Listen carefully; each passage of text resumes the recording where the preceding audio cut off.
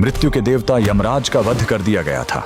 जी हाँ, उस दिन मौत को खुद अपनी मौत देखनी पड़ी थी और उनका वध करने वाले कोई और नहीं बल्कि स्वयं कालों के काल महाकाल थे। सिर्फ अपने एक 16 साल के नन्हे भक्त को बचाने के लिए महादेव ने यमराज की छाती पर ऐसी लात मारी कि यमराज के प्राण निकल गए। कहानी शुरू होती है महान शिव भक्त ऋषि मृकंडु और उनकी पत्नी मरुदवती से। सब कुछ था उनके पास, लेकिन एक ही दुख था, संतान का न होना। उन्होंने शिवजी की कठोर तपस्या की। भोलेनाथ प्रसन्न हुए, लेकिन उन्होंने एक कठिन शर्त रख दी। उन्होंने पूछा, तुम्हें कैसा बेटा चाहिए?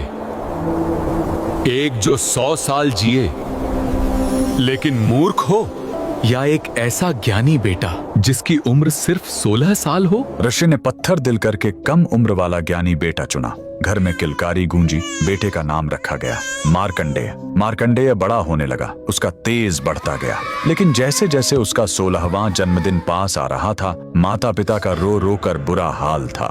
जब मार्कंडेय ने कारण पूछा और उसे अपनी मौत का सच पता चला, तो वो नन्हा बालक बिल्कुल नहीं घबराया। उसने कहा, मैं उस महाकाल की शरण में जाऊंगा जो मौत को भी बदल सकते हैं।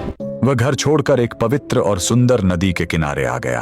उसने मिट्टी से एक शिवलिंग बनाया और तपस्या में लीन हो गया। लगातार 3 दिन बीत गए। तीसरे दिन जब मार्कंडेय पूरे 16 साल के हुए तो यमराज ने अपने यमदूतों को भेजा। यमदूत जब उसे छूने गए तो मार्कंडेय की भक्ति के तेज ने उन्हें रोक दिया। हार मानकर वो भाग खड़े हुए। अब यमराज का गुस्सा फूट पड़ा। वो खुद अपना घातक काल पाश लेकर वहां आ पहुंचे और गरजे, बालक, तेरा समय पूरा हुआ। डरा हुआ मार्कंडेय शिवलिंग से लिपट गया। यमराज ने अपना फंदा फेंका, लेकिन यही उनसे सबसे बड़ी गलती हो गई। वो फंदा बालक के साथ साथ स्वयं शिवलिंग पर भी जा कसा। उन्होंने अनजाने में महाकाल को बांधने की कोशिश की थी। तभी जोरदार धमाका हुआ। शिवलिंग फटा और कालों के काल महाकाल प्रकट हुए।